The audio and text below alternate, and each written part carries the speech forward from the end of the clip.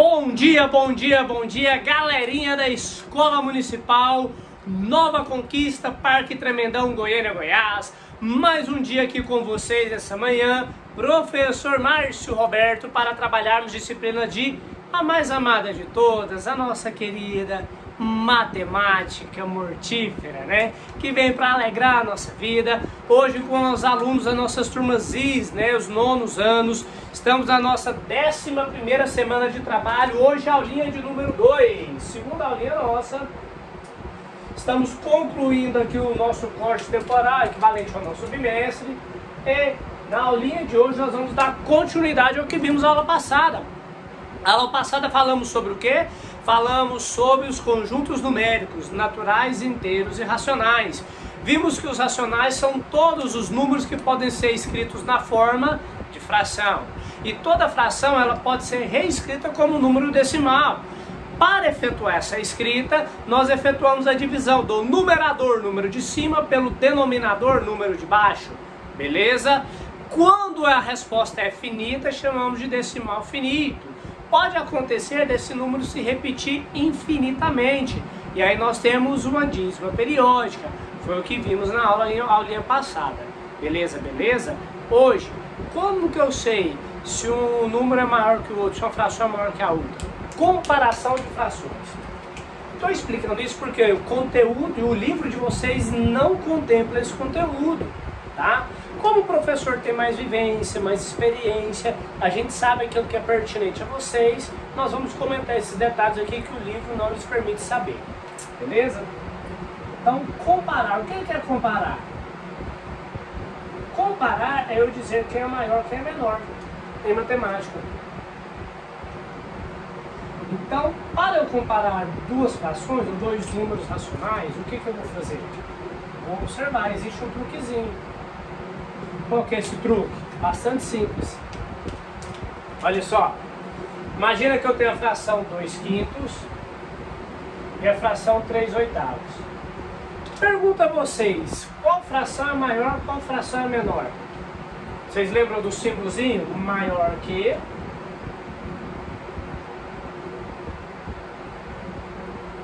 E o símbolo menor que... Para a gente lembrar eles e ficar fácil lembrar, o que a gente faz? A boca aberta sempre está voltada para o lado maior. A boca aberta é gulosa, ela quer comer o maior, certo?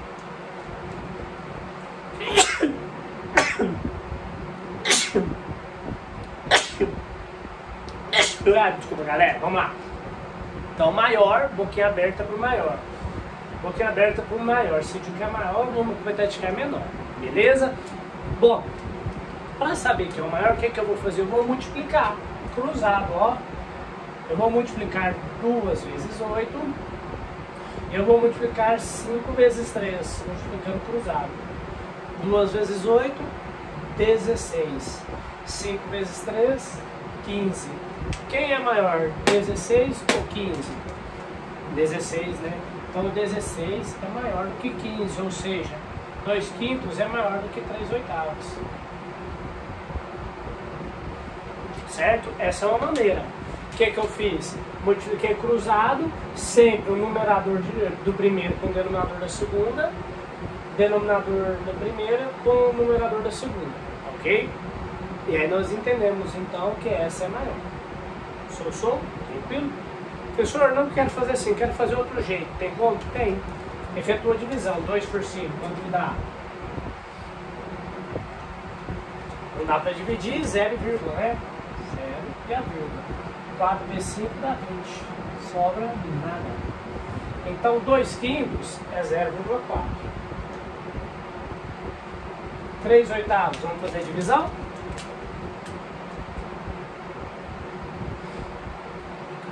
Não dá para dividir porque é menor, 0 e vírgula. 3 vezes 8 dá 24. 30 menos 24 sobra 6. Não tem ninguém aqui, sempre um 0. 7 vezes 8 dá 56. Sobra 4, não tem ninguém aqui, sempre um 0. 5 vezes 8 dá 40. 40 menos 40, 0. Então, 3/8 é representado por 0,375.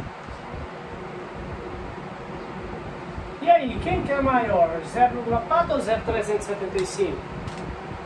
Todos percebem claramente que é o 0,375, correto? Certo? Não, não, menina, não, negativo, nada disso. Por que que ele não é o maior? Porque para eu decidir quem é o maior como número decimal, eu vou olhar quem é o primeiro algarismo significativo depois da vírgula. Olha só, antes da vírgula é zero, é o mesmo número, não dá para decidir. Depois da vírgula, quem é o primeiro algarismo? 4. Quem é o segundo? 3. Quem é maior? 4 ou 3? 4. Então qual o número é maior? 0,4. Professor, mas aqui é 375, aqui é só 4, como que é maior? Olha a dica. Aqui eu tenho 3 casas depois da vírgula, aqui eu só tenho uma. Vamos colocar 3 casas aqui também? 1, 2, 3, completei com 0. Agora está em pé de igualdade, né? Eu tenho 3 casas depois da vírgula e 3 casas depois da vírgula, só completar com 0. Quem é maior, 400 ou 375? Danadinho de 400, né? Então, para comparar frações ou números decimais, a gente multiplica cruzado e vê quem é maior, ou a gente transforma na forma decimal e verifica quem é o primeiro algarismo significativo. Tá? Ver quem é maior. Beleza? Ah, se eu tiver então 0,32 e 0,346, 0,316. Poxa, quem é maior? Uai, 316 é maior que 0,32. Detalhe, tenho 3 algarismos depois da vírgula, porque eu só tenho 2. Vamos colocar 3. Completa com 0. Quem é maior, 320 ou 316? 320, é maior.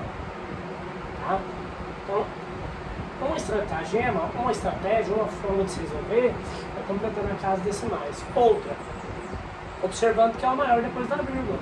Se forem iguais, eu passo para a segunda casa, 2 e 1. Então eu já sei que esse aqui é maior. Bom? Tranquilo? Então aqui a gente fecha algumas coisas interessantes sobre conjuntos racionais. Tem mais coisa, muito mais coisa para a gente ver, para a gente trabalhar, para a gente conhecer. Mas por hora, pela realidade que a gente tem, a gente vai dar uma segurada por aqui, porque a gente precisa falar de um outro conjunto. Qual conjunto? Bom, se os números racionais são todos aqueles que podem ser escritos como fração, existe um outro conjunto de todos os números que não podem ser escritos como fração. Eles não podem. E aí nós vamos chamar esses números de números irracionais.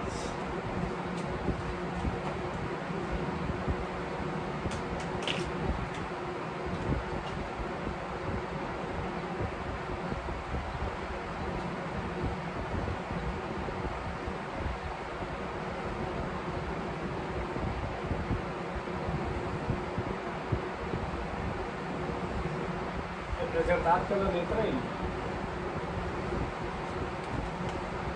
Então, quem são os irracionais? Os racionais,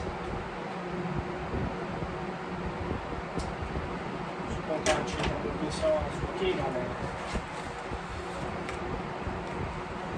Vocês terem noção, né? A gente é professor aqui em casa, a gente teve que comprei tintas para abastecer meus pincéis.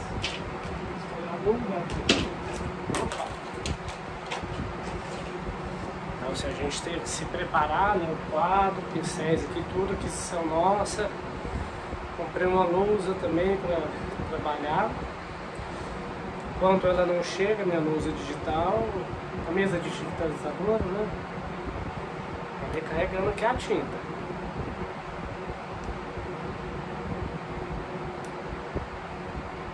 Tem gente que fala que o professor tá à toa em casa, não trabalha não. Só a gente sabe que a gente tá passando esse período, né?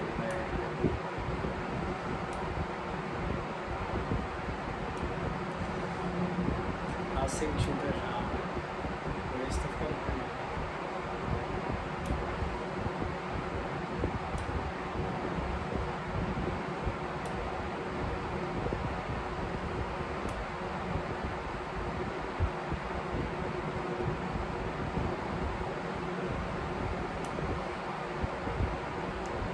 Beleza, tá bom já. Não tá 100% não, mas já dá pra gente trabalhar agora, né? Então olha só, galera. Quem são os números irracionais? São todos os números que não podem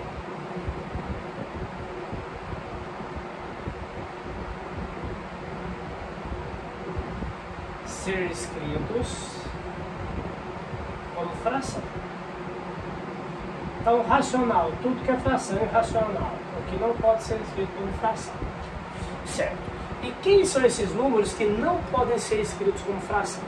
A gente não viu para os racionais. Pode ser a sua forma decimal. Sua forma decimal ou é finita ou é uma dízima periódica, um número infinito que se repete ali infinitas vezes, depois da vírgula. O número irracional vai ser um número decimal que não se repete infinitamente depois da vírgula. Por exemplo, 0,1, 2, 3, 4, 5, 6, 7, 8, 9, 10, 11, 12, 13, 14, 15, 16. Ele continua infinitamente. Esse número nunca vai repetir a mesma coisa, porque eu sempre estou colocando os números aqui. De uma forma, outro número, 0,1, 01, 001, 001, 0001, 00001,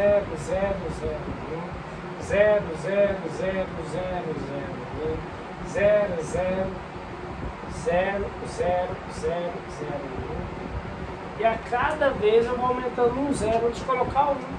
Ou se você preferir 10, 0,10, 100 mil, 10 mil, 100 mil, 1 milhão, 1 bilhão. Esse número vai se repetir nunca. Então esse número é um número irracional também. Por construção, estou construindo ele dessa forma. Aí eu poderia aqui colocar um 2 aqui no meio ainda, que pinicaria mais ainda o negócio, entendeu? Então, via de regra, um número irracional, ele é um número que a gente não vai lidar com eles nas situações do dia a dia. Você não vai lidar com um número irracional para ir na farmácia, para falar de dinheiro, para ir no posto de combustível, para ir numa loja de roupas, para falar de finanças, de empresa. A gente não vai lidar com isso. Mas os irracionais, eles aparecem em problemas reais que matemáticos, físicos, engenheiros resolvem todo dia. Né? Lá no mestrado, uma disciplina que a gente tem é números reais, funções e números reais. E dentro desse conteúdo dos nossos professores, o Dr. Fernando Kennedy, ele trabalha na área de sistemas dinâmicos. Então todos os problemas que ele busca resolver envolvem números reais, muito mais complicados, é claro. Mas são problemas de outra categoria, né, que a gente não lida no dia a dia, no cotidiano, as pessoas comuns. Tá? Só quem tem um DR antes do nome, que é doutor, né?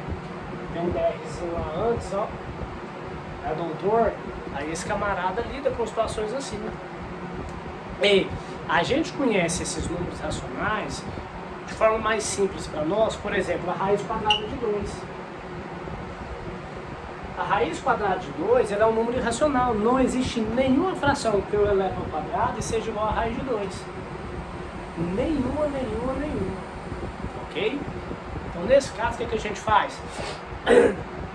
A gente tem uma aproximação. E o símbolo para aproximação em matemática é um tio aqui em cima do igual. Todas as vezes que vocês virem um igual e um tio em cima, está dizendo não é o número exato, mas é aproximado. É aquele ali perto daquele ali.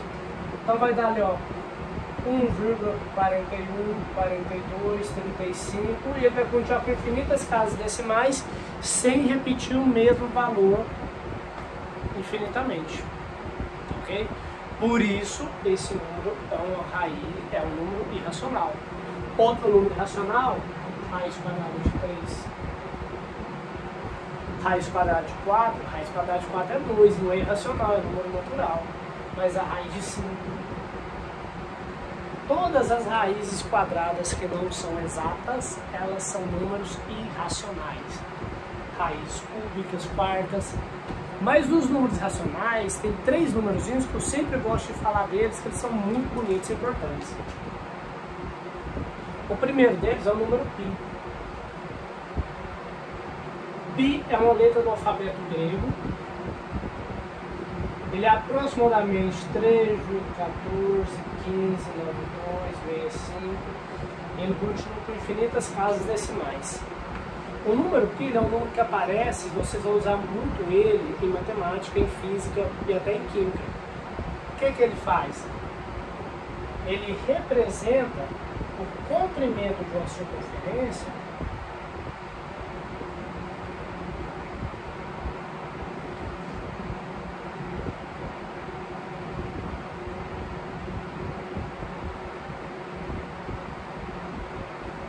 dividida pelo diâmetro.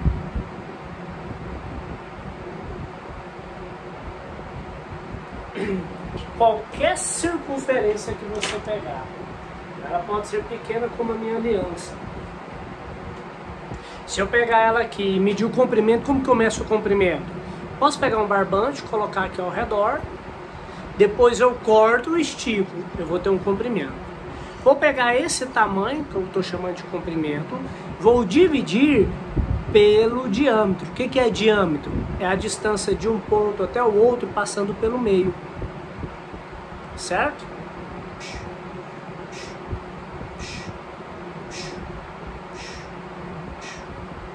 Então, se eu pegar esse tamanho, esticar e dividir pelo diâmetro, vai dar sempre o mesmo número. A circunferência pode ser do tamanho da minha aliança, pode ser do tamanho do ventilador, pode ser do tamanho do raio da Terra ou do diâmetro de uma galáxia.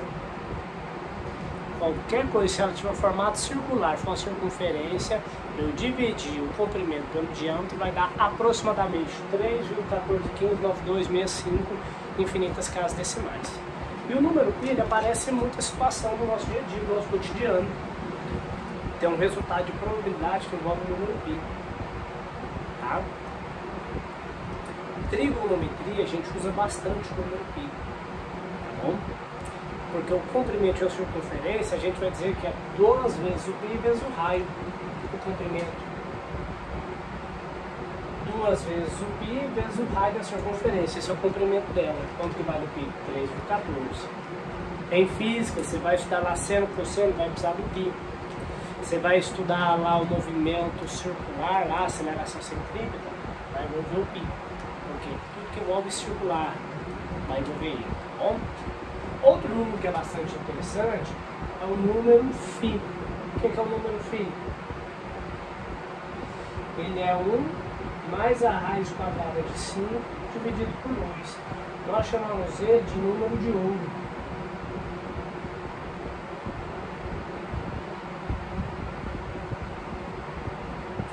Cara, o número φ, ele representa a razão de ouro, a razão áurea. A origem dele é na sequência de Fibonacci, uma coisa linda, maravilhosa. Se a gente tivesse presencialmente, eu vou mostrar uns slides para vocês e tenho certeza que vocês irão apaixonar. Por quê? A tela do seu computador, do seu celular, da sua televisão, ela depende desse número. Nosso padrão de beleza depende desse número. 1 mais raiz quadrada de 5 dividido por 2. Nossa, professor, que número feio. É feio. É feio, mas ele representa a beleza. Ele explica porque uma pessoa é feia ou até bonita. Como assim? No seu rosto, o rosto de qualquer pessoa, se você pegar o tamanho que vai aqui do alto da testa até a ponta do queixo e dividir pelo tamanho que vai da ponta do nariz até o queixo, dividir esse tamanho por esse. Quanto mais próximo esse valor tiver de 1 mais raiz de 5 sobre 2, mais bonita a pessoa é considerada. As grandes atrizes de Hollywood, os grandes cantores, a atriz que fazem sucesso não é à toa. Há um ajuste facial, um ajuste de beleza, de estética, em cima desse número aqui que padroniza a beleza. É bastante interessante. Posso gravar uma aula extra só falando sobre a sequência de Fibonacci, o número de ouro, para mostrar para vocês. Esperar minha mesa digitalizadora chegar, que aí eu gravo com ela aqui, mostrando os slides, gravando na tela do PC e rabiscando, fazendo negócio, vai ficar bem legal. Beleza? Mas ele é bem interessante. Número φ. E, finalmente, o número E. O número E eu tenho estudado ele bastante ultimamente. Porque ele é 1 mais um número aqui elevado a 1 sobre alguma coisa. Vou colocar 1 mais t elevado a 1 sobre t. Isso aqui é um número que ele vai dar aproximadamente 2,718. Ele vai continuar aqui repetindo infinitas vezes, claro. Mas o número E, ele aparece, é chamada constante de Euler, ou número neperiano. A gente estuda bastante ele em logaritmo, mas ele aparece em juros compostos.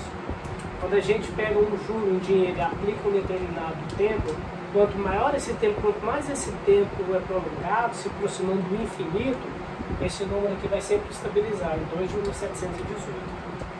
É muito bonito, porque eu lido com finanças hoje também, e dentro das finanças mexe entre o númerozinho E aqui, né?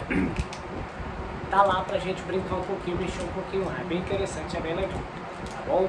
Mas então dos números irracionais, a gente não lida com eles diretamente no dia a dia, tá? Mas a gente precisa operacionalizar, porque nós vamos estudar já o Teorema de Pitágoras, e dentro do Teorema de Pitágoras vão aparecer números irracionais. Vamos estudar equação do segundo grau, e a equação do segundo grau vai envolver lá números irracionais.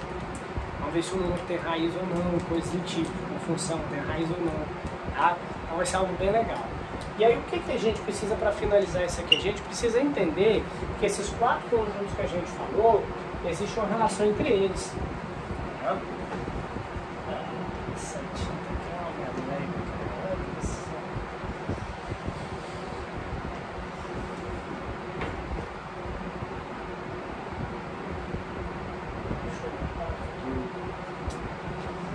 Que maravilha, hein, galera? Olha aí, poxa,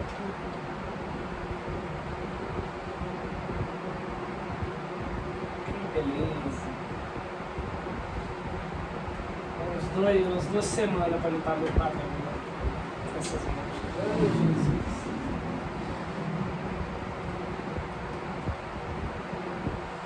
Como que é forte? Mas fica lá por baixo. Não pode passar alto, não pode sair.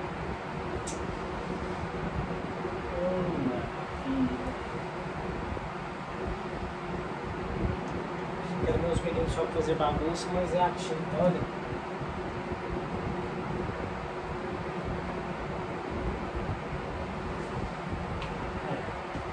Agora já foi.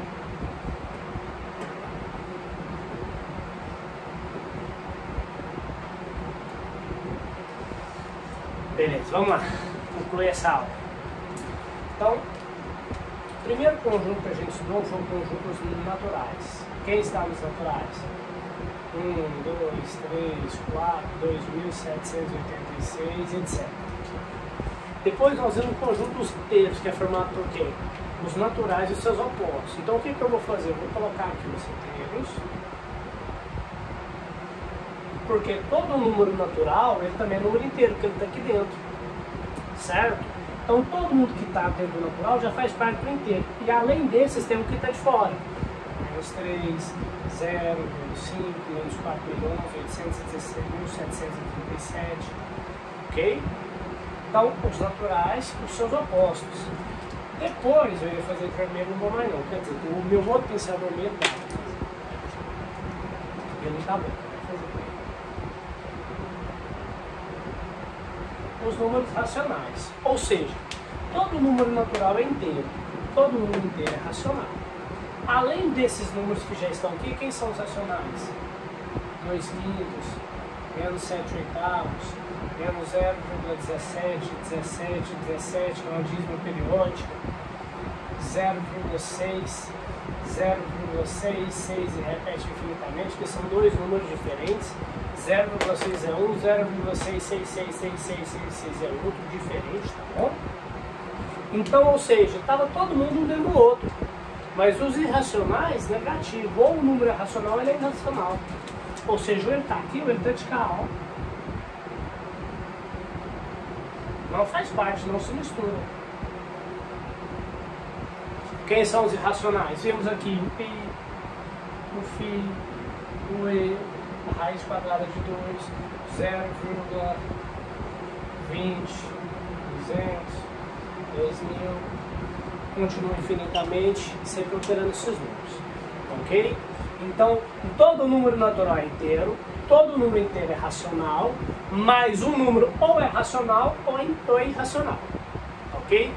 Se a gente juntar esses dois grupão aqui, ó,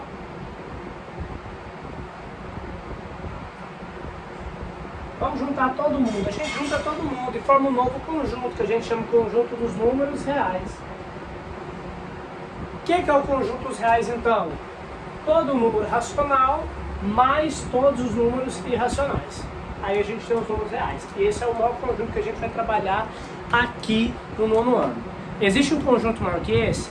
Tem, o número complexo, que pega todos esses e acrescenta mais uns números. Mas os números complexos não são objeto de estudo aqui do ensino fundamental. Terceiro ano do ensino médio, se você for meu aluno, eu vou te explicar o que é um número complexo, beleza? Valeu, galerinha, obrigado. Essa foi a nossa aula número 2 da 11ª semana. Valeu!